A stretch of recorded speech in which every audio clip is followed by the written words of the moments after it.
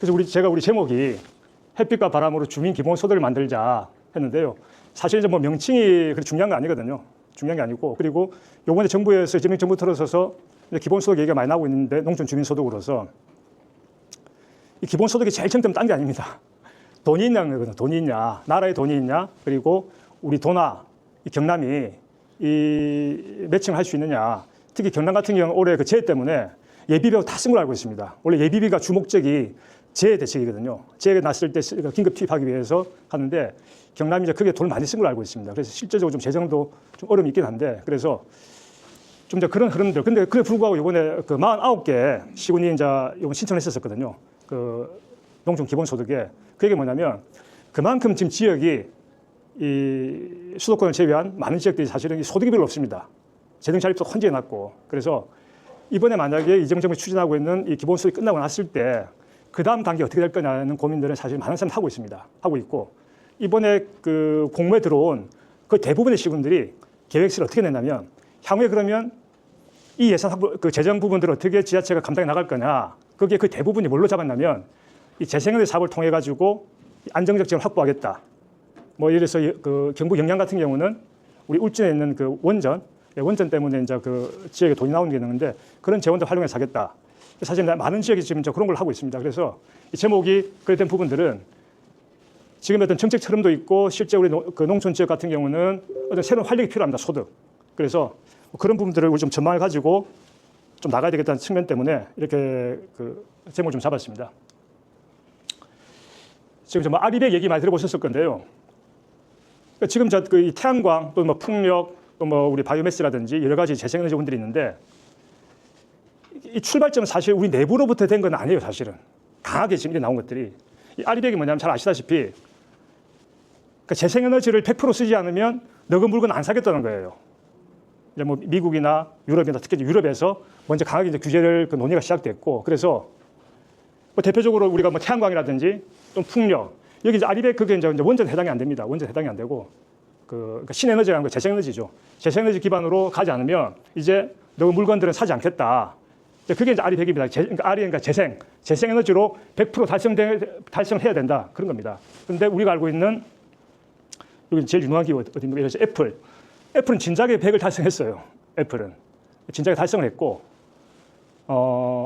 그리고 우리가 아는 뭐 구글, 큰 회사들이 사실은 이 아리백 단계를 넘어선 그 업체들이 많이 있습니다. 그리고 애플 같은 경우는 어떤 계획을 가지고 있냐면, 그러니까 새로운 자원을 쓰지 않고 100% 재생된 자원만 가지고 물건을 생산하겠다. 예를 들어서 뭐 플라스틱이라든지 철이라든지, 본인들이 생산하는 많은 부품이, 그러니까 에너지뿐만 아니라 모든 부품까지도 완전히 재생된 것만 쓰겠다. 그런 계획을 가지고 있어요. 그러면 애플은 제조회사를 사실 우리나라라든지 디스플레이 같은 경우 우리 LG 디스플레이가 하고 있고, 뭐 대만이라든지 이런 데서 많이 생산하는데요. 그 기업들이 애플이 정한 규칙을 따라야 돼요.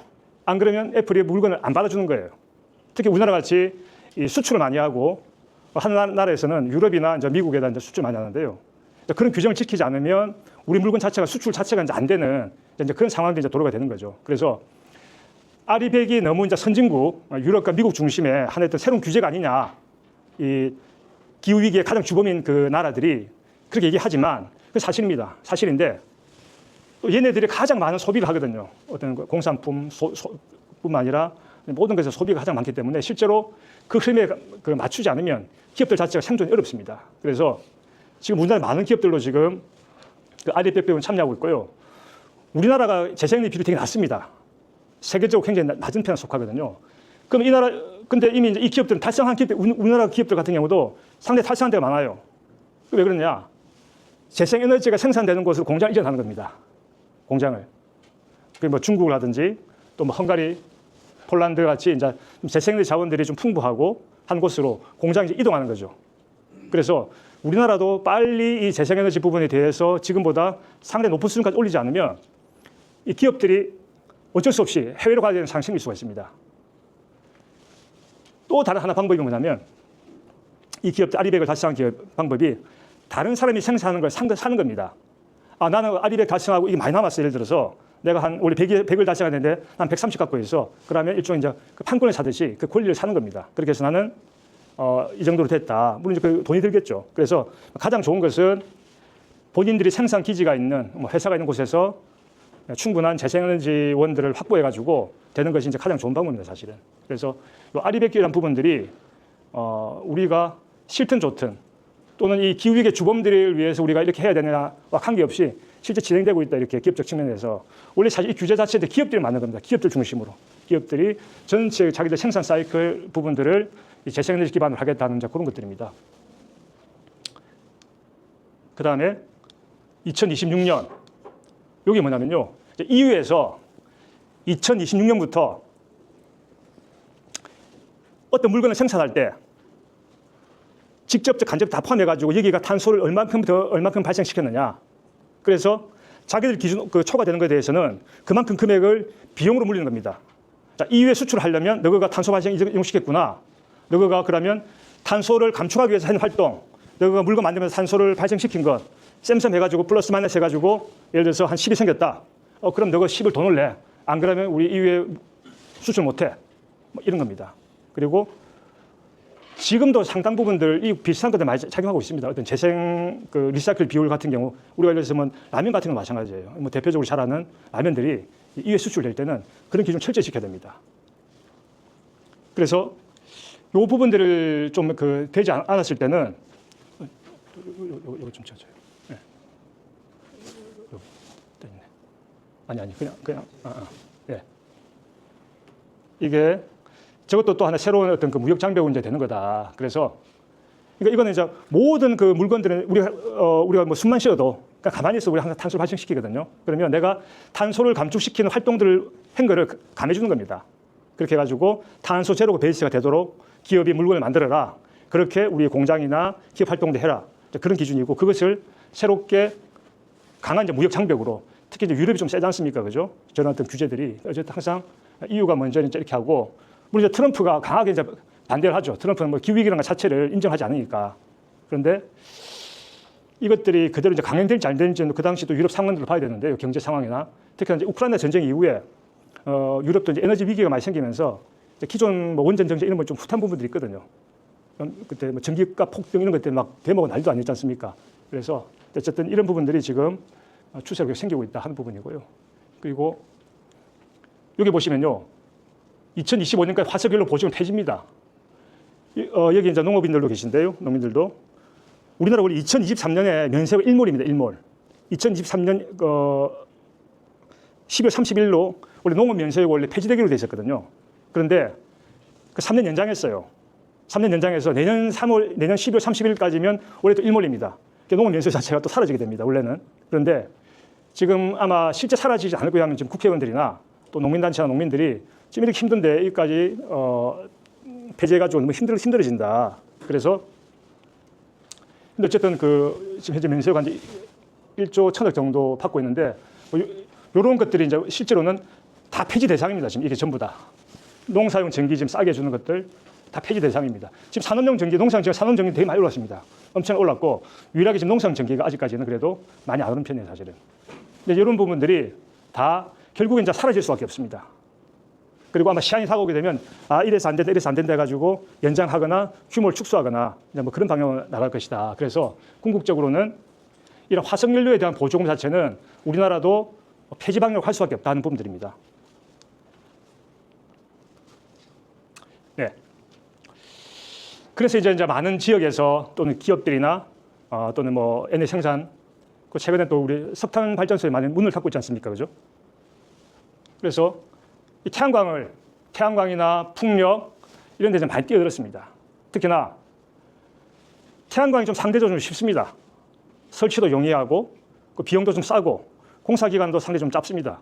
우리 풍력이나 바이오에 비해서. 그래서 이 태양광이 이제 엄청 뛰어들었습니다. 이게 그래서 지금은 산에는 무조건 허용이 안 됩니다. 산에는 임에는 태양광 자체가 불가능해요. 근데 이 문재인 정부 시절에 사실은 이것이 좀 오류였는데요. 좀 잘못을 했는데 1메가 이하까지는 모든 걸 다 풀어줘 버렸어요. 1메가 미만은. 그러다 보니까 이런 난립 현상이 생겼죠, 이렇게. 그래서 농촌지에 곳곳에 이런 게 생기고 산이 갑자기 건설사들이 와가지고 산 밀어버리고 저렇게 하고 거기에 대해서 개통 다 연결해주고. 요거 때문에 사실은 우리 농촌 지역의 태양광에 대한 부정적 인식이나 이런 경향이 많이 생겼고요. 또 한 축이 뭐냐. 여러분 잘 아시는 뭐 영광이라든지 해남 이런 데서는 뭐 간척지나 염해 간척지나 뭐 폐염전 이런 활용해가지고 이렇게 대규모 50메가, 100메가 이런 거 막 추진했습니다. 추진했는데 주민들한테는 여러분 우리가 신안위를 되게 참 자랑을 많이 하고 언론도 많이 나왔었는데 신안위 주민들한테 얼마를 주냐면요. 총 수익의 4%를 줍니다. 4%. 사실 얼마 안 주는 거예요. 그러니까 이 농촌이 좋아할 수가 없죠. 그리고 그 4%를 누구한테 주느냐? 다 주는 게 아니고요. 그 연관된 일부 지역들만 주는 방식으로 좀 추진되다 보니까 야, 그럼 이거 실제 우리 멀쩡한 땅에 와가지고 경관도 안 좋은 것 같고 그런데 돈은 이 금융자본이나 대기업들이 다 가져가는 게 아니냐. 그래서 지금 이게 보시면요. 이 농촌 재생에너지, 농촌에 진행되는 재생 사업에 대해서 가장 우리 많이 하는 게 반대한 이유가 지역 주민이 아닌 외부인들이 돈을 다 가져간다. 예? 피해는 우리가 보고 우리는 다 가져간다. 이래서 농지훼손이라든지 그리고 뭐 어떤 뭐 전자파 뭐 이런 게 대해서는 또 뭐 빚반사 이런 게 대한 부분들은 있습니다. 그러고 이래 되면 땅값 올라가가지고 농민들이 좀 땅 빌이 어려운 거 아니냐. 뭐 이런 것도 상당히 있고요. 사실 이제 주민 입장에서 가장 큰 게 외부로 돈이 다 나간다. 피해는 지역이 보고 또 농민 입장에서는 사실은 이 땅값 상승한 부분들이 또 좀 큰 측면이 있습니다. 그러니까 일반 또 주민 입장하고 또 좀 큰 측면이 있습니다. 그래서 왜냐하면 임대를 해야 되기 때문에 그러니까 태양광하고 농민이 경쟁을 해가지고 땅을 확보하기 위해서 그러다 보면 자연히 농민이 밀리는 게 아니냐 이런 우려가 있고요. 그리고 뭐 전자파 문제 있지 않느냐 그리고 빚반사 심하지 않느냐 그건 사실 가짜 뉴스입니다. 이게 그러니까 직류 방식이라서 전자파가 사실 안 나옵니다. 태양광 거기서는 우리 핸드폰보다 더 안 나옵니다. 전자파도 안 나오고 그리고 빚반사가 될 수 없는 게요. 태양광은 빛을 반사하면 전기를 생산을 원합니다. 그래서 이게 빛을 흡수해야 됩니다. 그래서 지금 이제 빛 반사율이 거의 평균적으로 한 5에서 10%, 또 최근에 나온 건 한 4%대. 근데 빛 반사가 왜 생기냐면 우리가 이렇게 수제비 뜨기 하지 않습니까? 물에서. 그것처럼 이렇게 들어오지 않고 이렇게 낮은 각도에서 이제 빛이 들어갈 때는 우리 물에서 돌이 튕기듯이 빛반 좀 생길 수 있습니다. 근데 그런 부분들은 처음에 입지 선정할 때 위치를 조정하거나 이 패널 각도만 조정하게 되면 사실은 빛과 관련된 문제는 사실은 거의 생기지 않습니다. 그래서 사실 오해하는 게 야, 이제 뭐 눈부신 게 아니냐, 판별될 막이 있으니까 이제 그러니까 그런 부분들 사실은 이제 좀 가짜 뉴스죠. 그래서 아마 구양리라든지 농촌 지역에 처음 생길 때 특히 이제 나이 드신 분들이 야, 이거 전자파 때문에 암에 걸리는 거 아니냐. 우리가 고압 송전탑을 생각하고 고압 송전탑은 그 교류 방식이거든요. 그래서 그 AC 방식이라서 그 실제로 뭐 백혈병이라든가 유발할 수도 있습니다. 거기서 좀 근접생활을 많이 하게 되면. 근데 이 태양광 같은 경우는 사실은 그런 부분 좀 없습니다. 그래서 어쨌든 가장 핵심은 왜 돈은 기업이 벌고 피해는 우리가 봐야 하느냐. 이 동네 사람 좋아하겠습니까, 이거? 제가 김천에 아시는 분 한 분 계신데, 농사 짓는 분이신데, 그 얘기가 딱 이래요. 그분이 여기서 농사를 지어요. 여기서, 이런 데서. 근데 그 뒤에 이게 태양광이 있어요. 이게 누가 합니까? 그랬더니, 그 김천시에 있는 저 건설사가 와가지고 요걸 했다더라고요. 동네 사람 가만히 있었으면 했더니, 공사할 때 동네 사람들 좀 인부로 좀 써주다 그러더라고요. 예, 그래서 이 부분들이 제일 문제된다 하는 거고요. 그래서 재생에너지 같은 그 선진국들 같은 경우는 좀 어떤 사례가 있냐면요. 이거 이제 덴마크 그 삼소가 그러니까 삼세섬이라고 하는 삼세섬인데 저기 주민 총수가 한 3,700명 됩니다. 3,700명 정도 되고 마을이 22개, 20 정도 되는 마을인데요. 이 섬이 왜 유명해졌냐면 섬에서 쓰는 모든 에너지를 재생을 씁니다. 재생에너지로. 그래서 완전 100% 달성 목표가 2030년을 잡고 있어요. 그럼 재생에너지만 써가지고 되면 우리가 뭐 큰 강 만들어가지고 쓰면 다 되는 거 아니냐. 근데 거기는 전부 주민이 갖고 있어요. 전부 주민. 그래서 육상 우리 풍력 발전들, 풍력 같은 경우는 11개 중 9개는 섬 주민이 직접 그 주인이에요. 그리고 이 2개는 협동조합인데 이 협동조합은 뭐냐면 이 주민들이 직접 하기 힘든 경우가 있어요. 뭐 대규모 사업이라든지 이제 돈이 많이 튀어야 되고 그런 경우니까 지자체, 주민, 그리고 기업, 그리고 이게 또 투자하고자 하는 개별 주민들 이런 부분 해가지고 또 그 협동조합이 소형 방식입니다. 뭐 이것도 일정적으로 좀 제한이 돼요. 그래서 이 삼세선 같은 경우는 이 거의 뭐 해상도 마찬가지고요. 거의 모든 부분들을 사실은 해당 지역 주민들이 다 가지고 있습니다. 소유권 자체를. 그러다 보니까 자기들이 100% 우리 지역에 대해서 그 자기들 전기 생산한 걸 자기가 쓰고 또 남는 거는 팔고 해가지고 상당한 수익을 좀 올리고 있습니다. 그리고 요 뭐 프라이브루크 시청 같은 경우는 왜 좀 적어놨냐면요. 요게 지금 전부 다 판넬입니다. 판넬. 약간 검게 보이는 게 있지 않습니까? 저게 전부 다 판넬입니다. 그러니까 시청 전체 외벽이 전부 다 태양광 판넬로 덮여 있습니다. 판넬하고 요 사이사이는 전부 다 그 목재. 그래서 이 건물 전체를 좀 친환경으로 하고 이 세계 최초로 저 건물에서 사용하는 모든 에너지가 100% 재생으로 쓰이는, 즉 세계 최초입니다. 그러니까 공공기관 건물 중에서 자기 건물을 100% 자립한 최초 건물이 돼가지고 그래서 여기가 좀 유명합니다. 예. 그리고 우리 독일 같은 경우 좀 대표적으로 우리 태양광뿐만 아니라 많은 재생에너지 관련된 그 농촌 지역이 굉장히 발달되어 있는데요. 그래서 뭐 태양광 발전 마을의 가구당 소득이 순소득이죠. 저거는 750만 이상 되는 곳도 있고요. 그리고 지금 또 그 자가도 많이 씁니다. 그래서 독일 같은 경우 법을 바꿨어요. 어떻게 법을 바꿨냐?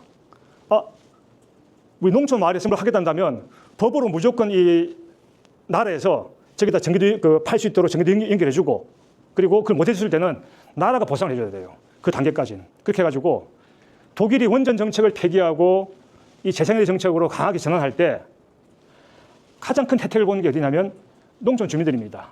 농민들, 농촌 주민들. 그래서 이러한 우리가 흔히 말하는 어떤 선진국들, 그리고 재생이 좀 앞서가는 나라 같은 경우는 그 대부분이 농촌 주민들이 좀 주도적으로 소유와 이익을 제대로 가지는 구조를 만들어가지고 사실은 이것들이 좀 가능해졌다. 심지어 독일은 이 재생에너지 정책이 우크라이나 전쟁 터지고 독일이 굉장히 문제됐지 않습니까? 러시아의 가스가 안 들어오면서 상당히 좀 어려웠었거든요. 그래서 이 원전 폐기 정책으로 인한 이게 고통이 아니냐, 뭐 그런 말도 있었지만 어쨌든 농촌 주민들은 아주 많은 이득을 보고 지금도 마찬가지입니다. 제가 이제 오늘 여기서 앞에 이제 이런 것을 보면서 우리 구양리, 요즘 이제 구양리하고 완주에 있는 서봉마을 이제 두 군데 좀 소개해 드릴 건데요. 그 전에 이제 앞자리에 자료가 없어서 말씀 못 드렸는데, 현재 이재명 정부 하에서 2030년까지 이 재생에너지 목표가 얼마나 100기가예요, 100기가. 신규로 만들고자 하는 게 100기가입니다. 100기가인데, 100기가를 어디다 만들어야 될까요? 서울에 만들 수 있겠습니까? 서울에 만들 데가 없습니다. 거의 없어요. 뭐 부산도 마찬가지고. 결국은 온다면 농촌밖에 없거든요, 사실은. 농촌 지역 또는 도농복합 지역들. 도농복합 지역 하더라도 도시 한가운데 발전 시설을 만들기는 상당 기간 더 어려울 겁니다. 물론 어떤 우리 주민들도 이 탄소 중립을 위해서 열심히 하고 있다. 우리 지하철 앞장서고 있다는 측면에서 뭐 지붕에도 올리고 또 기술이 더 발전되면 뭐 창문에도 붙이고 다양한 형태가 나오겠지만 상당량의 발전들은 이 농촌 지역을 통해서 해소하는 것이 가장 빠르고 좀 현실적입니다. 그리고 2050년까지 우리나라 정부 계획이 어떻게 되냐면요. 370기가입니다. 370기가. 우리나라 전체 현재 재생에너지가 한 37기가 정도 되거든요. 38기가, 7기가, 8기가.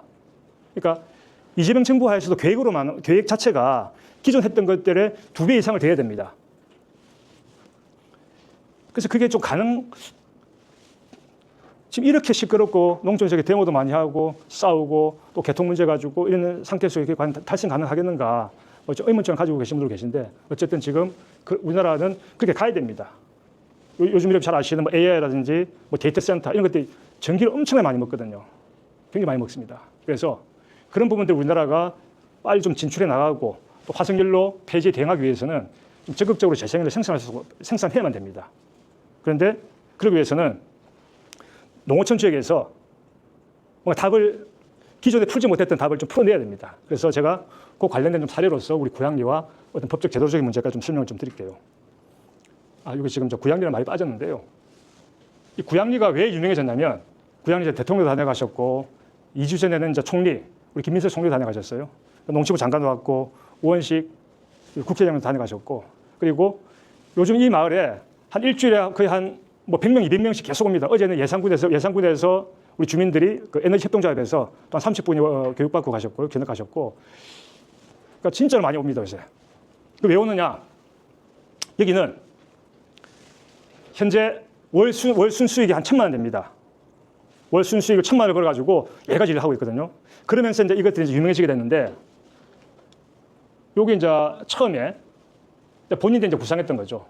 아, 우리가 농지나 뭐 어떤 그 부지에다가 한 800km 정도 태양광도 하고, 이 지역에는 뭐 정비소라든지 좀 큰 건물에다가 연결해서 이렇게 또 하고, 집집마다 이렇게 연결해가지고 해서 한 1메가 정도를 만들자. 그래서 이 구양리 때문에 이 산자부 이제 지침을 이제 바꾸게 되죠. 왜냐하면 이전에는 이 각각이 다 전개하려면 하나의 사업자야 됩니다. 각각의 사업자. 사실 어렵죠. 우리 그러면 좀 사업이 밝거나 이런 되게 밝은 사람 아니면 못하게 됐었거든요. 그런데 지금 어떻게 됐냐면 하나로 묶을 수 있어요. 그러니까 마을 전체가 발전소 여러 개 있더라도 하나로 묶을 수가 있습니다. 그래서 지금 구양리도 여기 보시면요, 발전소가 6개입니다. 왜냐하면 막 1메가를 하려면 우리가 영농형 같은 경우는 한 6,000평, 한 5,000에서 6,000평 정도 필요하고, 우리 뭐 일반 태양광으로 치면 한 3,000평 정도가 필요합니다. 그런 부지를 마을에서 확보하기 쉽지 않아요, 사실은. 특히나 그 이전 같은 경우는 좀 농지에 대해서 엄격한 규정이 많아가지고 쉽지 않은데, 그래서 여기는 다 이렇게 조금씩 쪼갰습니다. 여기는 이제 그 부지였고요. 우리 흔히 말하면 농지, 그리고 여기는 그 주차장. 여기가 지금 하여튼 주차장, 그리고 우리 정미소인데 이 지붕 다 묶어가지고 997kW 만들었죠. 왜 1메가 만들었냐? 1메가부터는 이 안전관리자를 둬야 됩니다. 그게 좀 비용이 나가거든요. 그래서 보통 우리가 지역에서 만들 때는 그러니까 1메가 보통 미만으로 만듭니다. 이해가 아니고. 그래서 이 마을 전체를 하나로 발전소를 묶어가지고 국내 최초로 동네에서 만든 그런 발전소입니다. 그리고 이게 또 더 유명해진 게 뭐냐면 정부 예산이 10원도 안 들어갔습니다. 그리고 기업 예산도 10원도 안 들어갔어요. 기업 예산.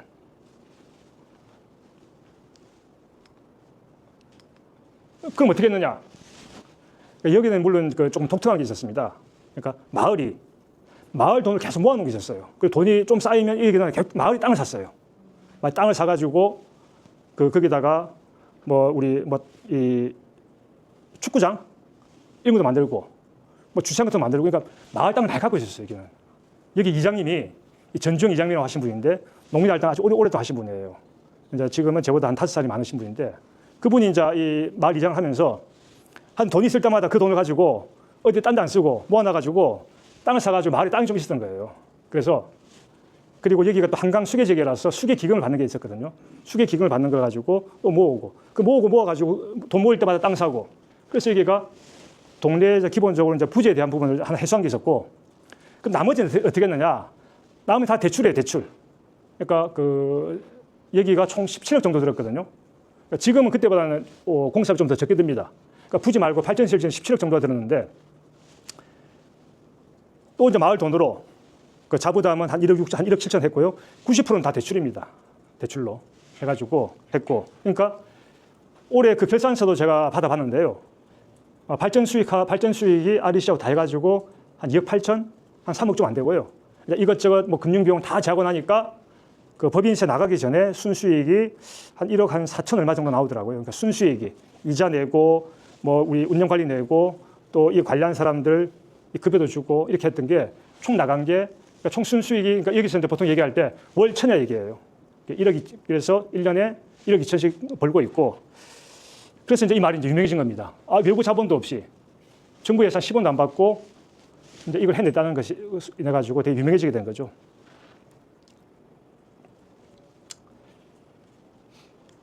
여기가 어디냐면요, 해남에 솔라시도로 있잖아요. 솔라시도. 여기는 딱 어마어마하죠. 이게 염해간척지입니다. 이 전남이나 전북, 충남에는 이런 땅들이 많습니다. 이 대규모 간척지나 이런 게 많습니다. 이 대규모로 지었지 않습니까? 이 100메가짜리. 100메가면 우리가 만약 이익에 적용해보면 월 1000에 곱하기 100이니까 월 10억이 나겠죠. 순수익이. 주민이 지분을 4% 갖고 있어요. 4%. 그래서 이 주변 123세대한테 월 50만 원 20년간 주는 걸로. 이 많은 거 많지 않아요, 사실은. 123 곱하기 50하면 얼마입니까? 100 곱하기 5천만 원이죠. 6천만 원. 뭐 7천만 원, 7천만 원. 월 10억 버는데 월 7천 주는 거죠. 그리고 이 어마어마한 부지를 쓰는데 나머지 우리 요 인근 지역 주민들 외에는 혜택을 못 봐요. 근데 이게 이제 엄청난 거라 좀 자랑질을 많이 했어요. 이 부분도. 지금 좀 시끄럽습니다. 여기가. 좀 상당히 좀 시끄러운데. 그런데 여기 이제 구양리 같은 경우는 마을이 한 67세대입니다. 67세대고, 여기는 소유권 자체가 주민이 100% 소유입니다. 100% 소유라는 얘기만 하면 내가 주인인 거예요. 내가 주인이고 우리가 뭘 결정할 때 아무도 끼어들 사람이 없습니다. 그래서 매년 1억 2천을 마을이 순수익을 다 가져가는 구조입니다. 이 금액으로 치면 이게 약간 이게 더 좋은 거 아니야 하는데 여기는 123세대니까 한 두세 개 마을이겠죠. 그죠? 우리나라 평균이 50가구거든요. 그럼 123세대 해봤자 뭐 좀 더 많아봤자 한 3개 마을 정도 수준밖에 안 됩니다. 그 사람들한테만 어느 정도 좀 혜택이 가고 나머지는 사실 혜택이 안 가는 거예요. 1메가로 만들었다면 이 100개 마을 혜택을 받았겠죠. 그래서 이 구양리 같은 경우는 그리고 우리가 좀 추구하는 마을 공동체 같은 경우는 개인 출자 없이 마을 주민 전체가 참여하는 발전 구조다. 그리고 결정을 마을 총회를 통해서 민주적이고 투명한 의사결정을 하고 발전 수익은 전 주민 복지나 공동기금, 공동서비스로 환원하는 구조다 하는 부분입니다. 그러니까 지금은 우리나라가 다들 동네에서 이런 사업을 해보셔야 아시겠지만요. 마을은 법인격이 아니에요. 마을은 영원하잖아요, 사실은. 어떻게 보면 아무리 많은 부자도 마을이 될 수가 없거든요. 그런데 우리는 아직 마을에 대한 법인격이 없습니다. 근데 유럽은 이제 법인격을 인정을 해요. 그래서 현재 우리나라가 이 마을에 대해서 뭔가 부여할 수 있는 법인격에 대해서는 좀 더 여러 사람들이 고민하고 있는데 뚜렷하지 않습니다. 그러다 보니까 뭐 협동조합이 뭐 기본형이 될 수밖에 없지 않느냐, 또는 뭐 유한해서 더 낫지 않느냐, 이런 얘기가 있으신데, 근데 이 마을이 왜 중요하냐면 마을을 믿고 우리가 돈을 빌리는 사람들, 공사하는 사람 입장에서는 마을은 아무것도 아닌 거예요. 마을은 어마어마한 신용이 있을 것 같고 믿을 것 같지만 실제로 보면 누구도 책임지지 않는 거로 볼 수도 있거든요. 그래서 향후 어떤 사업을 추진할 때 우리 지역에 맞는 이 법인격 형태를 어떻게 할까 굉장히 중요합니다. 그리고 그 베이스는 마을 총회를 통해서 주민 전체의 의사를 반영해서 합의에 근거해가지고 결정되는 구조. 그리고 총회가 제일 최상층에 있는, 최상위에 있으면서 총회의 결정 영향을 받는 협동조합이든 유한회사든 그런 형태로 가야 되지 않느냐. 그래서 여기도 지금 추진 자체는 마을이 법인격이 될 수 없기 때문에 협동조합을 만들었습니다. 협동조합. 협동조합이 좀 문제가 있습니다. 왜 문제가 있냐면 원래 우리 FM들 한다면요. 전 주민이 다 들어와야 돼요. 우리 100명 다 들어와야 됩니다. 혜택을 보고 그 총회 참석하는 사람 모두 협동조합 조합원이 돼야 되는데 그러면 어르신 돌아가실 때마다 또 이제 뭐 등기 새로 해야 됩니다. 이거. 뭐 해야 되고 굉장히 사실 좀 복잡해집니다. 협동조합 해보신 줄 아시겠지만 그래서 보통 실제 하게 되면 마을 대표하면 이장님이나 또는 뭐 분회 회장님이나 이런 어떤 또는 마을의 젊은 어떤 그 활동가나 이런 사람들이 마을 대신에 정관에다 모셔박는 거 협동 정관에다가 총회가 의사결정을 핵심적 의사결정을 가지는 구조를 정관에 이제 반영하는 거죠. 안 그러면 이 협동조합도 사고 잘 나지 않습니까? 이게 또 소수의 어떤 사업이 될 수가 있고 그래서 여기는 그런 구조가 되게 잘 되어 있습니다. 잘 되어 있고 그래서 여러분들이 오랫동안 그러니까 자기 마을에 계속 땅을 샀다는 것 자체가 사실은 이 마을이 좀 발전된 마을인 거죠. 인식 자체가. 그래서 제가 이제 그동안 뭐 하는지 한번 말씀드리고 현재 1메가하고 있지 않습니까? 그리고 월 수익 1,000 정도 평균적으로 월 한 1억 2천 정도 수익이 나는데 제일 문제인 게 일단은 사무장을 먼저 고용했어요. 사무장 고용해가지고 이 여성분입니다. 여성분이 이제 우리 마을에 대해서 우리 벌어둔 돈 가지고 이 사무만 보는 게 아니고 마을 복지 활동들에 좀 전에 말씀하신 사부장을 투자해가지고 여성분 한 명 채용했습니다. 그래가지고 제일 먼저 한 게 카니발이거든요. 말차를 하나 샀습니다. 처음에 이제 마을 택시라 불렀는데 지금 이제 요즘은 그냥 이름으로 행복버스라 부르더라고요. 시골 사신 분 아실 텐데 살 버스가 없지 않습니까? 버스 타려면 거의 시간 맞춰 타기도 어렵고 그래서 또 나이 드신 분들은 운전을 못 합니다. 특히 할머니들 같은 경우는 운전 못 하시는 분들이 많고 그래서 아침 몇 시에 읍내 나가실 분들 다 모여라 해가지고 이 버스 타고 갑니다. 그럼 가가지고 장도 보고 뭐 먹고 마시고 하다가 다시 이 차 타고 들어옵니다. 마을까지 편안하게. 그 용도로 요 마을버스를 산 겁니다. 처음에는 1일 2회 운영했는데 1일 2회 하다 보니까 수요가 그리 많지 않고요. 그리고 뭐 노인분들 같은 경우는 막 밤늦게까지 계신 분이 없어요. 그래서 보통 우리 하루에 한 번 운영합니다. 그리고 2인 이상일 때는 이용할 수 있도록. 그리고 요 운전기사가 마을 사무장입니다. 요거 아주 좋아하십니다. 저 뒤에 사진도 나올 텐데 좀 이따 보면. 그 다음에 이게 뭘 했느냐. 마을 식당을 만들었어요. 도시 사람들이 제일 착각이 뭐냐면 시골 농사 지으니까 아이고 먹고 마시기는 되게 편하겠지. 자, 농산물 있으니까 이 시골에 특히 그 혼자 계신 분이 많거든요. 연세 많고 해가지고 사실은 아침 굶는 사람이 그렇게 많습니다. 그리고 밥해 먹기 힘들어가지고 주로 이제 그 마을회관에 경로당 가가지고 거기서 한 끼 해결한 경우도 많고. 그러니까 우리가 결식 아동이 있듯이 시골에는 이 결식 노인들이 상당히 많습니다. 그리고 일단 접근성 문제 때문에 왜냐하면 내가 그 읍내 나가서 점심 먹으러 나가기 어렵고 동네는 식당 왜냐하면 우리 마을에 사실 식당 자체가 없습니다.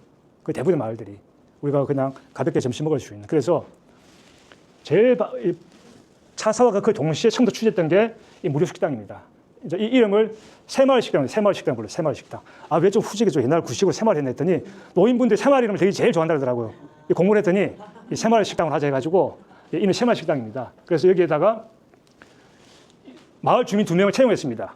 마을 주민을 채용을 했고 세 분은 우리 뭐 실버 일자리 있지 않습니까? 그 인력 지원 받아가지고 총 6분이 이 식사를 준비하고 하고 계십니다. 그래서 현재는 중식만 이용하고 있습니다. 마을 사람들 무료.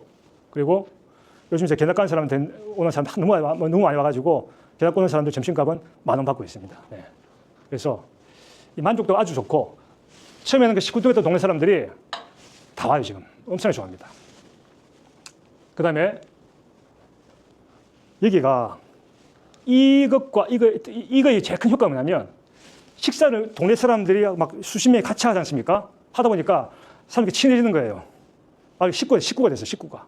그래가지고 얘기도 나누고 하다 보니까 마을 행사가 잘 돼요.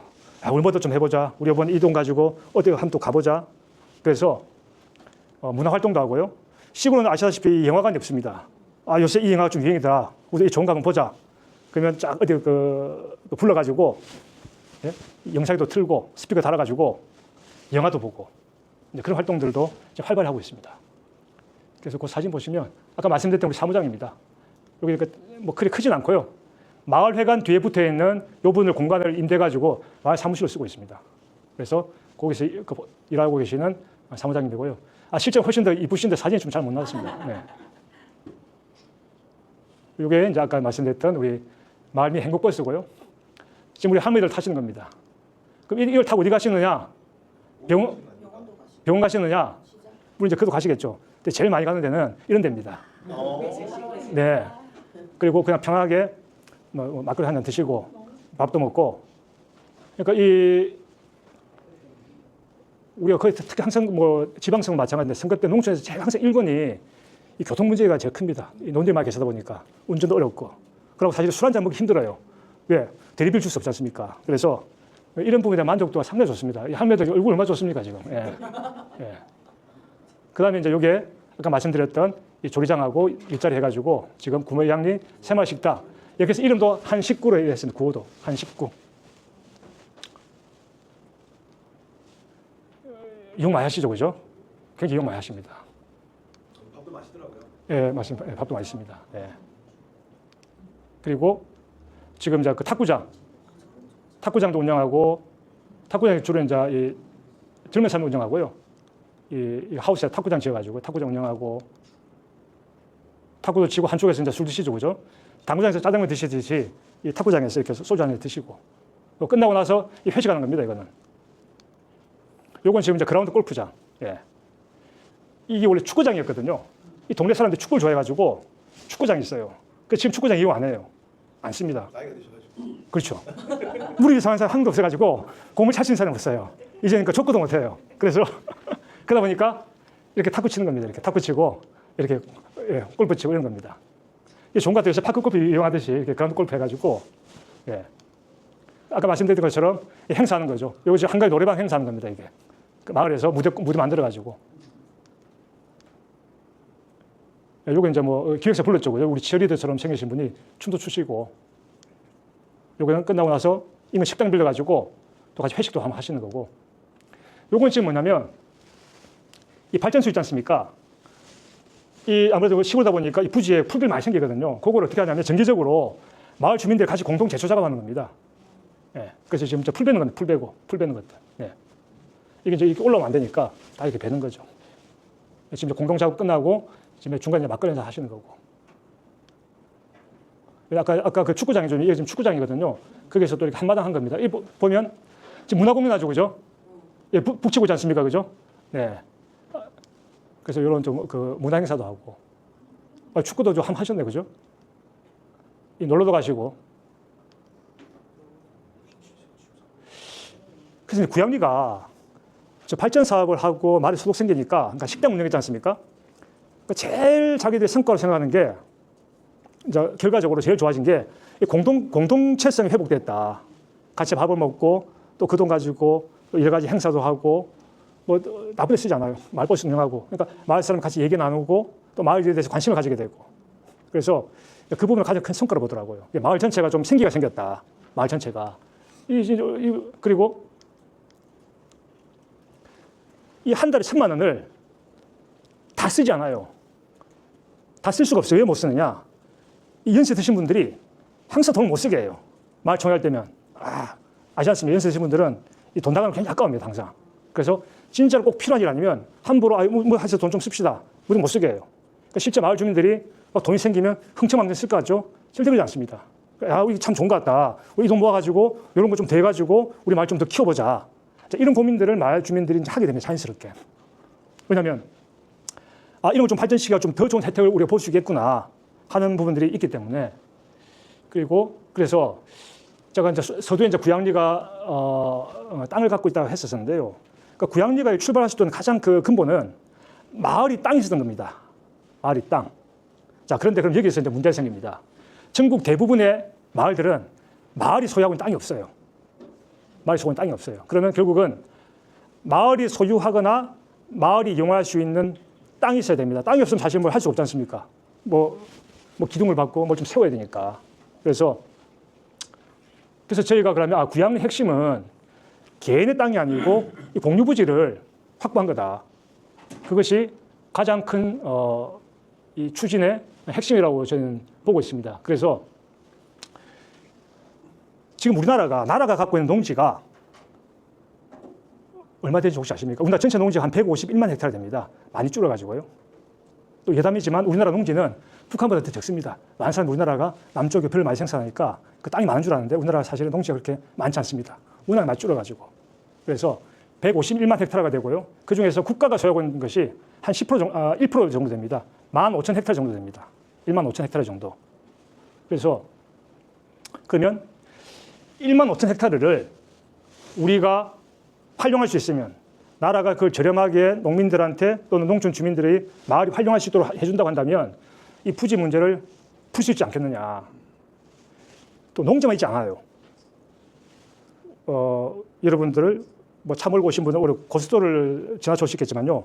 고속도로 같은 경우는 기본적으로 이렇게 양지 바른 곳이 만듭니다. 눈이 오거나 또는 이게 뭐 얼었을 때 해가 잘 들어야 되기 때문에. 그래서 고속도로 사면 같은 경우도 이용할 수 있습니다. 그 다 공유부지는 나라 땅이에요. 나라 땅이거나 뭐 지자체 땅일 수도 있는데. 그리고 폐철로. 이전에 쓰다가 지금은 안 쓰는 이 철로가 상당히 많이 있습니다. 폐철로 부지. 그리고 또 어떤 게 있을까요? 폐교 엄청나게 많죠, 그죠? 폐교들. 그래서 생각보다 우리가 조금 아이디어를 내면 활용할 수 있는 이 부지들이 많이 있습니다. 근데 그 부지 우리가 살 필요가 없습니다. 나라에서 이것들을 우리 마을에서 이것들을 적절한 계획을 짜오고 그 수익을 주민들한테 제대로 분배된다고 한다면 좀 싸게 빌려주겠다. 아주 싸게 빌려주겠다. 대신에 너가 이러이러한 조건을 지켜라.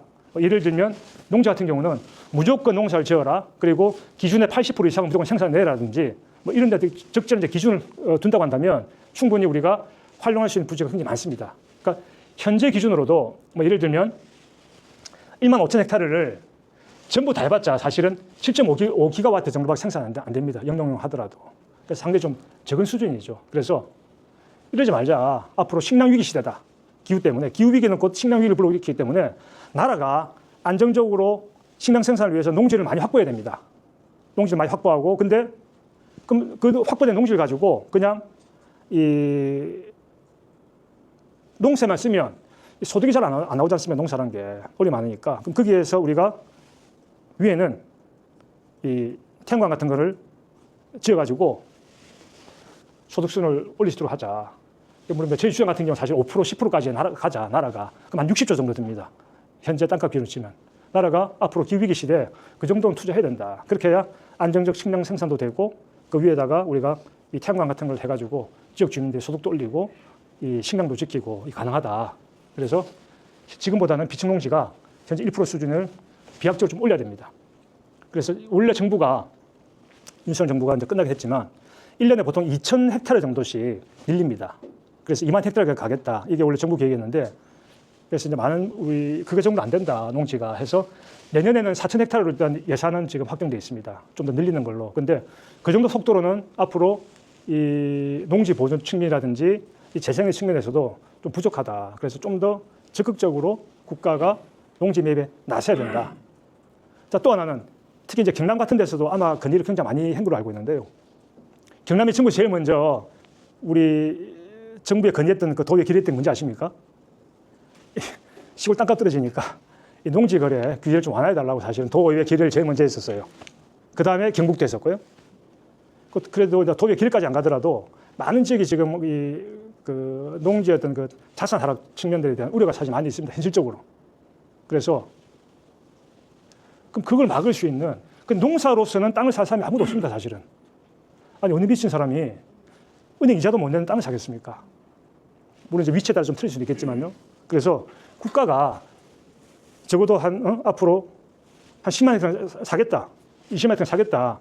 이럴 때 청사지에 있으면 이게 좀 안정됩니다. 그리고 잠재적인 수요자로서 국가가 항상 대기하고 있기 때문에 이 시장 자체가 그렇게 급격한 하락이 생기지 않습니다. 그래서 우리 농촌의 급격한 어떤 자산 가치적 측면에서도 사실은 이 농지 부분에서 국가 좀 적극적으로 농지 매입하는 것은 꼭 좀 필요합니다. 현실적으로도. 네. 그래서 지금 우리가 현재 뭐 이 정도 수준인데 이제 오늘 보니까 우리가 보통 뭐 3만 개다, 뭐 3만 5천 개다 하는데 그러니까 작년 통계청 자료를 보면요, 올해 통계청 자료를 보면 3만 7천 개 정도 됩니다. 우리 그 행정리가 우리 흔히 말하는 뭐 1, 2, 1, 2, 3, 2 이렇게 해가지고 그래서 거기다 이론적으로 만약에 다 한다면 우리가 3만 6천 개에다가 1메가시면 얼마입니까? 우리가 3만 6천이니까 36기가죠, 그죠? 예, 36기가까지도 할 수 있다 하는 부분들이고요. 그래서 지금 기존에 우리나라 해왔던 것들을 다 커버할 정도의 그 정도의 양이 됩니다. 그래서 물론 이제 그것만 있지 않아요. 이 시골 말에는 또 이 저수지가 많죠. 저수지가. 그러니까 국가에서 농어촌공사 관리하는 국가저수 같은 경우는 좀 규모가 크고요. 시에서 관리하는 저수 같은 경우는 좀 사이즈는 좀 작습니다. 현재 법률상으로는 10%까지는 수상강을 할 수 있게 됐습니다. 그래서 이 농촌 지역 같은 경우는 또 마을 인접한 곳에 또 저수지가 있는 경우가 많이 있습니다. 그래서 우리가 실제 농촌 지역에서 활용하는 정원 같은 경우는 농지, 저수지, 그리고 아까 말씀드렸던 고속도로, 그 수로, 폐교. 폐교가 사실은 거의 다 시골 있지 않습니까? 그죠? 폐교, 뭐 폐철로들. 그래서 굉장히 자원이 많이 있습니다. 그리고 다행스러운 것은 뭐 그 농식품부에서 하는 이거 외에 기후에너지부가 오늘자가 마감입니다. 각 지자체다 이 수요조사 공고를 보냈어요. 이게 뭐냐면 농지 외에 할 수 있는 그 자원을 지금 찾고 있어요. 그러니까 기후에너지부가 농지 외에 한 2,000개 마을을 지금 하려고 하고 있습니다. 2,000개 마을을. 그래서 아마 기존에 우리 마을들이 접근하기 어려웠던 이 공공부지 이런 걸 이용할 수 있는 부분들이 길들이 빠르게 열릴 겁니다. 내년에는 그런 부분들이 좀 그 공격적으로 정부 발표가 나올 걸로 지금 예상하고 있습니다. 뭐 아시는 분 아실 텐데 그 우리가 그 방에도 올렸거든요. 우리 햇빛배당 네트워크 임원진 방에도 올렸었는데 거기 보면 그 지금 수요조사 공고 나간 게 에너지공단에서 그 자료가 있긴 있습니다. 자, 그런데 많은 농민들이나 또는 단체에서 우려하는 게 하나 있습니다. 이 태양광이 결국은 이 농민 농사지을 땅들 다 뺏어가는 거 아니냐. 어? 그리고 이 식량을 생산해야 될 곳에 이 태양광 한다는 게 말이 되느냐. 결국 사람은 먹을 게 없으면 죽는데 굉장히 이게 문제가 있는 거다 하는 부분이에요. 그런데 이게 우리가 말하는 농촌 태양광, 이게 일반 태양광. 일반 태양광 뭐냐면 말 그대로 이거 고가 되게 낮습니다. 요 끝에 가면 셀 수 있어도 아래가 못 씁니다. 되게 고가 낮습니다. 그러니까 사실은 우리 구양에 만들어진 것도 일반 태양광이에요. 그때 영농용 태양광 개념이 없었어가지고. 그래서 지금 이런 게 문제가 되는 겁니다. 농지를 전용해가지고 이거 다 바꿔버리는 거죠. 또는 우리 지금 허용이 거의 불가능하지만 산에 나무를 다 베가지고 태양광을 하고 남해 고속도로도 우리 진주 가다 쭉 보면요 양쪽에 요 오른편에 그 산 허물고 아슬아슬하게 매달리는 태양광 많이 있습니다. 전국 곳곳에 산 쪽에. 그래서 이런 부분이 이제 문제가 많이 되는 겁니다. 그래서 저희가 주장하고 지금 일단 농촌 지역의 기본으로 생각하고 있는 것은 영농용 태양광입니다. 영농용 태양광. 일단 고가 높습니다. 한 4m 정도 됩니다. 3m 정도 되고 그리고 차광률 뭐냐면 이 짐을 이제 덮는 비율이죠. 보통 한 30% 정도 우리가 그 규정을 생각하고 있습니다. 많이 덮을수록 발전수가 올라가지만 밑에 안 자랍니다. 자랄 수가 없습니다. 너무 많이 덮어버리면. 그리고 이 영농용을 가졌을 때는 밑에 식량 생산도 할 수 있고 위에 에너지 생산할 수 있다. 그래서 이 땅에서 농사를 짓던 이 땅을 활용해서 소득 올린 사람들이 동시에 소득 자체가 늘어납니다. 이 전제가 있어요. 뭐냐면 태양광 하는 사람한테 농사지을 권리를 주는 게 아니고요. 농사를 짓는다는 전제하에 태양광을 하게 하는 겁니다. 농지를 이용할 경우에서는 그게 큰 차이입니다. 그래서 우리가 좀 그 발전되어 있다고 하는 재생이 발전되어 있는 뭐 유럽이나 일본, 미국 같은 경우도 처음에는 이걸 다 허용했어요. 이런 농지를 전용해서 하는 것도 뭐 자기 땅에 자기 하겠다는데 우리 재생이 필요하니까 다 하자. 근데 가만히 보니까 전쟁도 나고 기후가 심각해지니까 가만히 놔두겠다가는 우리가 식량 생산 문제 되겠다. 그래서 이탈리아 같은 경우는 법으로 금지되어 있습니다. 모든 어떠한 농지에도 일반 태양광 못하게 되어 있습니다. 법으로 만들었습니다. 그 규제를. 그러니까 영농형만 하게끔. 그리고 일본 같은 경우도 마찬가지예요. 이 사람들이 농사를 지으려 해도 대충 한 16만 하고 소득이 한 7배가 나오니까요. 그래서 일본 좀 복잡한 규정을 만들었는데 무슨 그 지역에서 농업위원회를 구성해서 그 위원회가 계획이나 적절히 이행하는지를 일단 감시하는 기본적 그 체계를 하나 만들고요. 그리고 산출물이 이 사람이 이 땅에서 생산한 농산물이 원래 나와야 될 것의 80% 이해가 되면요, 이 허가 취소해버립니다. 허가를 아주 강한 규제를 운영하고 있고 미국은 땅대 엄청 넓지 않습니까? 땅대 넓으니까 그 식량 생산을 많이 하고 하니까 규제가 별로 없을 것 같죠. 미국은 31개 주에서 225개 규제를 가지고 있어요. 그 다 왜 생기느냐? 이 식량 생산에 문제가 되는 부분들 하나가 있고 또 하나는 그러니까 지역에 이제 갈등이 많이 유발되는 거예요, 이 부분들이. 특히나 태양광 같은 경우는요, 인체 치명적이라든지 반사가 많다든지 이건 사실 그 주요 쟁점이 아니에요. 외국 같은 사례를 보면 주요 쟁점이 뭐냐면 경관입니다, 경관. 내가 지금 딱 봐가지고 참 아름다운 곳을 보고 싶은데 저게 이제 검은 펜으로 쫙 덮여 있고 이런 것 때문에 굉장히 좀 갈등 요소가 많이 생깁니다. 그래서 그런 규제들이 상당히 많습니다. 외국 같은 경우도. 근데 그 부분들 같은 경우도 사실 좀 많이 바뀌고 있어요. 왜냐하면 이 하나당 생산할 수 있는, 그 판넬 하나 생산할 수 있는 이 효율이 계속 올라가고 있고 기술도 발전되고 또 형태도 이전같이 이렇게 하면 쓰는 게 아니고 요새 뭐 수직형도 있고 또 이렇게 움직이는 것도 있고 좀 다양하게 있습니다. 그래서 그리고 영농용 태양광 같은 경우는 혹시 보신 분 계십니까? 영농용 태양광에서 실제 농사 짓고 있는 거 보신 분 계십니까? 예. 이게 좀 볼만합니다, 사실은. 나쁘지 않아요, 사실은. 고가 높고 그리고 차광률이 한 30% 이하기 때문에 이게 사실은 그렇게 경관을 해치거나 이제 그러지 않습니다. 그리고 대규모로 여기서 여기까지 다 까는 이런 방식이 아니고 우리가 주장하듯이 이 분산적으로 간다고 한다면 크게 문제되지 않습니다. 그러니까 뭐 예를 들면 뭐 시설 권유하는 사람들은 그렇게 생각할지 모르겠지만 하우스가 아름답습니까? 처음에 하우스 만들 때 우리 비닐하우스 있지 않습니까? 하우스 아름답지 않아요, 사실은. 하우스가. 처음 보는 사람들은 쫙 이 푸른 이 논밭을 생각했는데 중간중간에 이 대형 하우스를 많이 있지 않습니까? 뭐 그걸 생각해 보시면 우리가 그걸 어떻게 활용하고 우리가 또 주변 환경과 좀 어우러지게 하는 방법을 찾는다고 한다면 뭐 그런 부분은 사실은 좀 해소될 수 있으라 보는 거죠. 그렇지만 기존의 우리 인식에는 이것만 있는 거예요. 그리고 아까 중간에 나왔듯이 산이 헐벗고 막 황토 흘러내리고 이런 것만 머릿속에 있다 보니까 이 태양광의 부정적 인식이 있고 또 하나는 내한테 돈이 안 들어오게 된 거예요. 발전소 아까 제가 말씀드린 김천 그분은 그 공사하다가 또 돌에 다리 찍혀가지고 한 6개월 동안 못 빠지고 다녔어요. 그래서 그 인건비 받은 걸로 병원비가 더 나가는 거. 그러니까 주로 이제 그 외부 기업들이 들어오게 되면 주로 이제 그런 형태가 됩니다. 그러고 이제 이장님한테 뭐 좀 더 줬겠죠, 뭐 그죠? 하고 술도 좀 사고 하셨을 거고. 그래서 이 영농형 태양광은 식량과 에너지가 경쟁하지 않고 공존할 수 있다. 하나의 부지에. 그리고 이 공유부지 확보가 더 용이하다. 무슨 얘기냐면 농지가 사실 효율이 되게 좋아요. 농지라는 얘기는 주변에 그늘이 없는 거거든요. 그늘이 있는 곳에는 작물이 자라기 힘듭니다. 그래서 농지가 효율도 좋고 또 도로도 가까운 경우가 많아가지고 우리가 뭐 선로를 놓거나 할 때 상당히 유리합니다.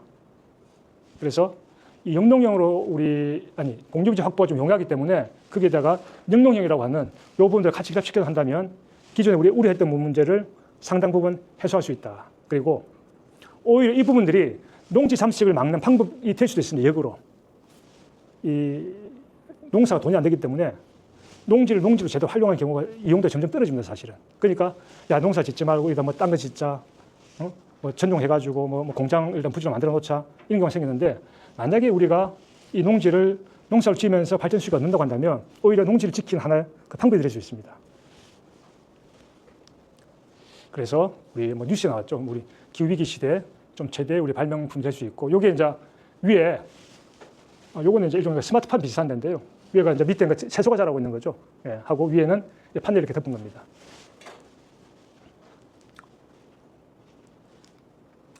그래서 요 소득을 비교해 보시면요. 우리 농업 매출입니다, 매출. 600평 기준으로.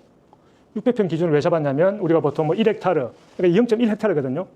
우리 2헥타르 6,000평이고 6,000평에 우리가 한 1메가 우리 영농 태양광할 수 있고 600평이면 100kW 기준입니다. 영농용으로 가셨을 때 100kW를 600평 할 수 있습니다. 시설 면적 기준으로. 그러면 쌀 같은 경우는 매출 한 240만 원이에요. 그럼 순소득은 얼마냐? 순소득은 160만 정도입니다. 평균적으로. 저 미만인 경우도 많이 있고요. 물론 좀 더 오른 경우도 있습니다만 평균적으로 한 160만입니다. 600평은 1년 내내 그 농사 지어봤자 한 정도밖에 안 나와요. 근데 영농 태양광하게 되면요. 한 2천만 정도 매출 생기고 순수익은 한 1,000만 원 생깁니다. 대신에 발전 수익이 월 100만에서 한 1,200만 생기고 요번 좀 감소됩니다. 쌀 같은 경우는 한 80% 정도가 감소됩니다. 그 품종, 그 대부분의 품종이 그 차광률 때문에 한 80% 정도가 좀 감소가 되고. 감소가 80% 된다고요? 아니, 20% 정도. 예. 20% 정도 감소가 되고, 고시계열 같은 경우는 좀 더 됩니다. 고시계열 같은 경우는 좀 더 떨어지고.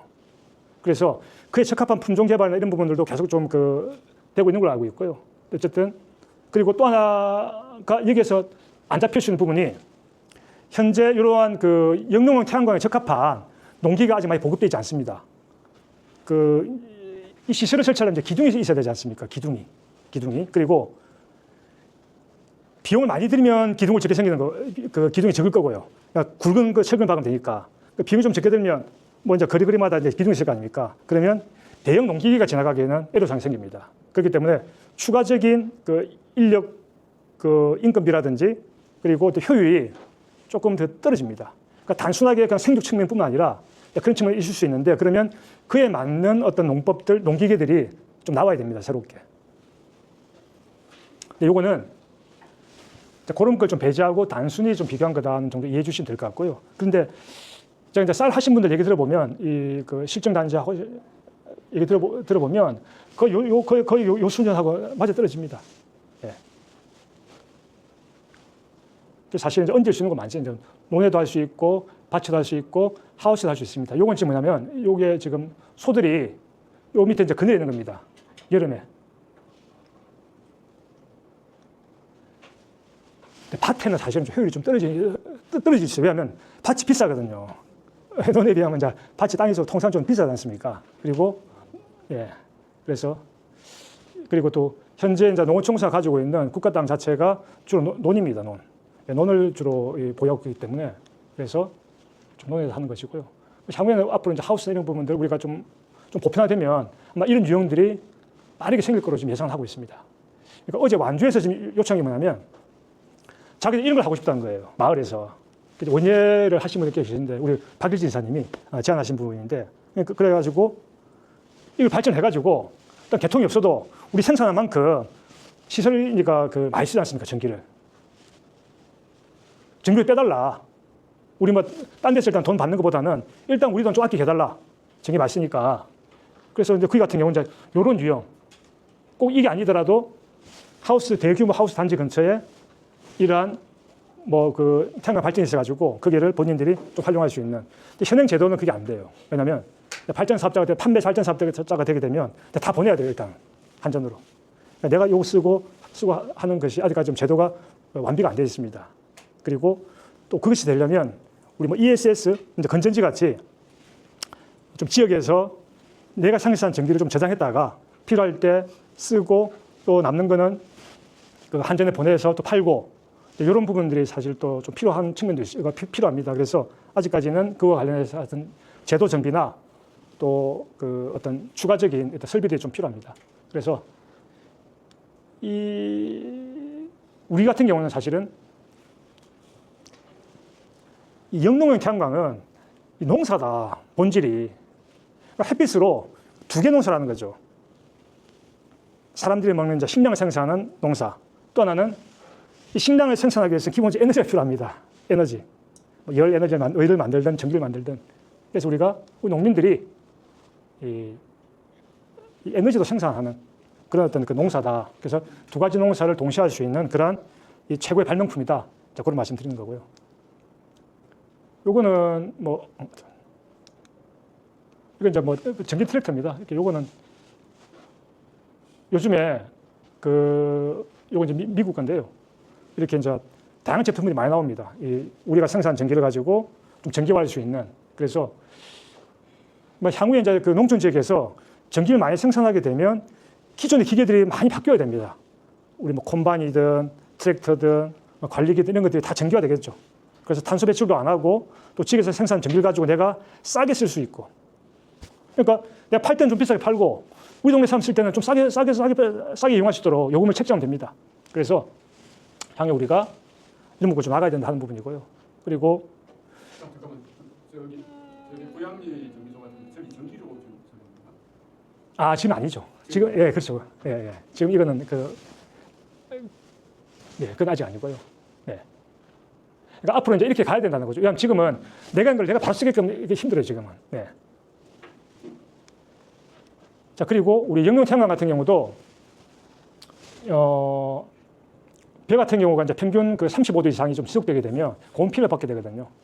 그리고 과수 같은 경우는 냉해 피해를 받고 그래서 지금 이제 모든 작물이 나쁜 게 아니에요. 좀 이제 응지성 작물 같은 경우는 영농 태양광이 오히려 더 많이 올라갑니다. 그러니까 생산성이.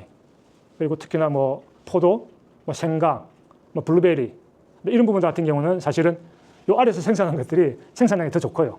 그러니까 광포화점 틀려가지고 그러니까 하루에 어느 정도의 그 태양광을 쐬는 게 제일 좋은가 광합성하기에 그게 작물마다 좀 틀리거든요. 근데 날이 이제 워낙 더워지니까 그리고 냉해 피해가 심해지고 하니까 그런 부분에서도 영양 태양광들이 도움을 줄 수 있다는 부분들이고요. 근데 아까도 우리가 막 하게 되면 뭐 장복 제한도 이렇게 하긴 해야 되는데 일본에서 영양 태양광을 제일 생산 많이 하시는 게 뭔지 아십니까 혹시? 일본 품목이 일본이 생강입니다. 생강. 일본 영양 태양광에서 전부 다 생강을 생산해 버려요. 원래 생강을 생산 안 했던 땅에다가 왜? 일본 규제가 있거든요. 너 이 작물이 원래 나오는 게 80% 이상 생산해내야 된다는 게 있으니까 그늘에서 잘 자는 걸 심어버리는 거예요, 사람들이. 그래서 그런 부분에 대한 규제는 좀 있어야 됩니다. 원래 거기에서 생산했던 것들, 품목 이런 것에 대한 관리가 좀 필요합니다. 안 그러면 쏠리게 되어 있습니다. 그러니까 규제는 피하고 태양광을 발전할 수 있는. 그래서 그런 부분들은 아마 우리나라에서도 적용할 때는 그런 부분들 아마 같이 논의가 될 것 같고요. 그래서 요거는 우리가 태양광 1kg, 100kW를 생산하게 되면 30년에서 소나무를 423그루를 매년 심내리다 하는 부분들이고요. 그래서 탄소 저감 효과도 상당히 큽니다. 상당히 크고 그래서 우리 농촌 지역도 상당히 에너지를 많이 쓰거든요. 많이 쓰는데 특히나 이제 농업 행위도 많이 쓰고 생활전기도 많이 쓰지 않지만 그래서 우리가 이런 그 탄소 저감 부분에도 될 수 있고 아직은 지금 시범적으로 되긴 되니까 지자체 간에도 국내에서도 향후에는 이 탄소 배출권 거래가 될 겁니다. 지금 거래소가 있긴 있어요. 그래서 여러분 홈페이지 찾아보시면 지자체들이 올해 목표 얼마고 그래서 내가 얼마만큼 그 탄소 배출 줄였는지 이런 게 나오는 게 있어요. 향후에는 아마 나라 간 그래뿐만 아니라 기업 간 그래뿐만 아니라 지자체 간 그래도 생길 겁니다. 이 탄소 배출권이. 그래서 그런 부분에 대해서 우리 농촌 지역에서 한 해 또 우리 발전에 또 그 동력이 될 수 있다 하는 부분들이고요. 그럼 이제 부지 문제다 제가 좀 더 말씀드렸었고 좀 더 빨리 하겠습니다. 그 다음에 이제 돈이 문제죠, 돈. 그러니까 부지는 나라가 가지고 있는 공유 부지를 저렴하게 임대하도록 하자 하는 부분이고요. 두 번째는 돈 문제 어떻게 할 거냐. 우리 돈 빌리려면 기본적으로 뭐가 있어야 됩니까? 담보가 있어야 되죠, 담보. 마을도 개인은 담보를 가지고 있는 사람도 있어요. 마을이 담보는 없어요, 사실은. 대부분이. 아까 말씀드린 것처럼 돈이 있거나 부지 없는 경우가 많기 때문에 우리가 보통 사업을 하려면 최소 자기 자본의 10%는 있어야 되지 않습니까? 보통 10%에서 한 20% 보통 자부담 하니까. 그럼 이 돈 어떻게 할 거냐? 이거 뭐 농협 관계자 안 계시니까요. 지금 농협이 우리 농촌 지역 농협들이 지금 굉장히 어려운 데가 많습니다. 상당히 어려워요. 그 제일 큰 원인이 뭐냐면 이제 건설 PF 때문에 PF 대출해가지고 그 부실 때문에 굉장히 어려움을 겪고 있는 데가 많이 있습니다. 근데 우리 농협이 대출을 해준 것 중에서 가장 부실률이 적고 안정적으로 수익을 내준 데가 보니까 태양광이 대출해준 곳이더라고요. 태양광. 부도가 안 나고 부실률이 없어요. 그래서 그 합천의 모농협이 전국에서 가장 고성에는 거기가 전국에서 지역 농협인데 가장 많이 대출해 주셨더라고요. 예. 그래서 그게 왜 그래 주냐? 부도가 안 난다 업체들이. 그러니까 돈 뗄 염려가 없다. 그래서 태양광 같은 경우는 사실은 한전에서 약 20년간 일정 정도 금액 이상으로 무조건 사주겠다. 그리고 그걸 한전이 중간에서 땀만 못 먹도록 나라가 제도로서 책임지겠다 하게 되면 그냥 땅 짓고 햄치기 사업이죠, 사실은. 그리고 뭐 시설 뭐 어떻게 되는 거 아니냐? 일단 잘 안 날아가고요. 그리고 보통 다 이제 금융기관들이 보험을 들게 합니다. 근데 시설물 보험 같은 걸 그렇게 해가지고 또 위험을 또 분산시키고 그래서 그 어떤 사업보다 좀 안전합니다. 그리고 태양이 좀 사라지지 않지 않습니까? 태양이 우리 낮에는 태양이 쉬지 않고 일을 하거든요. 태양의 제일 문제점은 이 밤에 일을 안 한다는 겁니다. 그러니까 하루에 평균적으로 한 3.6시간, 보통 우리나라 평균으로 3.6시간을 보거든요. 3.6시간은 거의 장마철 빼놓고는 늘 일을 하죠. 대신에 우리 효율은 봄, 가을이 제일 좋습니다. 그래서 이 태양광 사업은 그 어떤 사업보다 안전하다. 금융기관 입장에서도 우리가 보더라도 금융만 잘 활용하면 안정적으로 말이 끌고 나갈 수 있고 금융기관 입장에서도 이 되게 안전한 사업이다. 사업 자체는. 그러면 이 마을을 뭘 믿고 빌려줄 거냐? 이게 이제 그 수익권 담보 대출이라는 걸 이제 했지 않습니까? 수익권 뭐냐면 이 사업이 현금 창출 능력이 너무 훌륭하다. 이 한 1년에 한 10% 정도가 예를 들어 수익이 날 것 같다. 그럼 내가 이제 사람들도 그 어느 것보다 사실은 매력적인 사업이지 않습니까? 그러면 이 미래 수익을 가지고 이걸 담보로 잡아가지고 돈을 빌려주는 겁니다. 그럼 기존에 우리나라에서 이런 게 있었느냐? 없었어요. 없어가지고 우리 마을들이 이런 사업을 하려면 이런 금융상품이 필요하다 해가지고 지금 농협에서 거의 이 상품을 올해 한 여름 전부터 논의 시작해가지고 지금 이제 만들고 있습니다. 만들고 있고 그리고 농협이 이런 걸 만들게 되면 일회군등돼서 아마 따라서 만들 겁니다. 대신 몇 가지 전제가 있어요.